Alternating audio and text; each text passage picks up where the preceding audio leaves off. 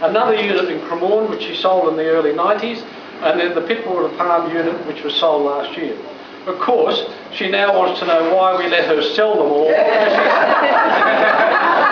As she says she didn't need to, and they would be worth millions. we agree. But I guess back 30 years ago or 20 years ago, probably that wasn't the most important thing on our minds, Nikki and my minds, in those days. But we wish we probably had intervened. She has 4 grandchildren aged from 25 to 30 and loves them dearly. Mother and Dad made many friends in their life, and I remember most vividly all the parties, hard nights, get-togethers, tennis days, etc. we used to have as a child and growing up. They were just a fabulous group of people, and we really enjoyed all of them. Unfortunately, only 1 or 2 are still with us now. Non? Lovely to see you. Yeah? I'm here. Mara and Russell also travelled a lot here in Australia, New Zealand and overseas. They just moved their trips away. Now, a couple of notorious highlights. And Laurie did set the scene about my grandfather, his father. Very strict, authoritarian gentleman. As a 14-year-old, Mari had many friends and many boyfriends. There we go. But had a very strict father. One day, one of her boyfriends allowed her to drive his new car in Auckland, a real treat. She was supposed to be at Sunday school.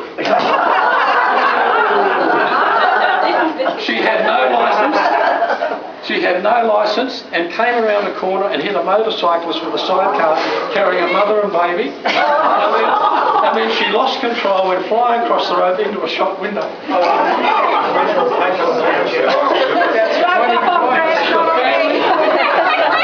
The family was shaken, but not injured. And her auntie Ada, who was on a tram passing by,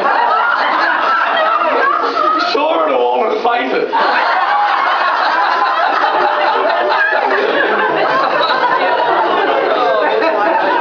Her father denied all knowledge of it when the police and insurance company called, and he insisted that his daughter was at Sunday school. Now I know where I get my adventure spirit from. Second notorious incident. We had a little Ford Anglia Tourer, a soft top, about a 1948 model, when I was just a child. And it was in 1948 that she was going down a steep hill at the bottom of Neutral Bay.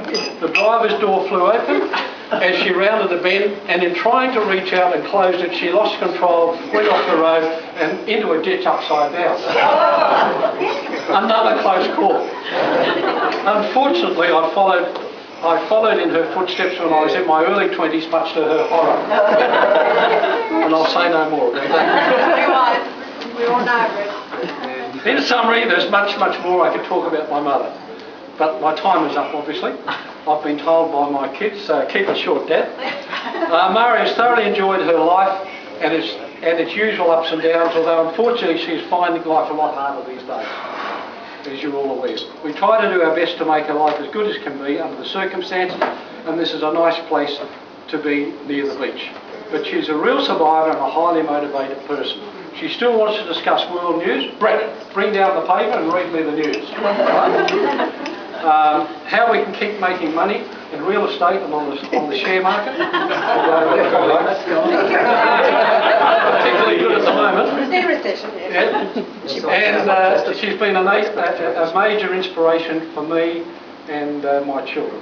Well, our children. Nikki's children as well. And my sister as well. See, I'm not reading. She's been a fantastic grandmother, mother-in-law and friends. And finally... Aunt. Oh, an aunt, of course. Oh, now I've got to go through it. And aunt, yes, she has. And finally, Nikki and I would like to thank Benita Fletcher, who spends many hours a week looking after her, and the friendly staff here at Mona Vale House for what they do and the attention they give her with the limited time and resources that they have.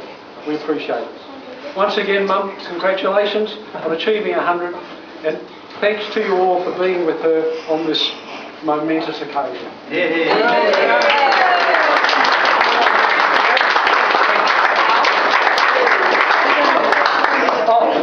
Yes, that's right.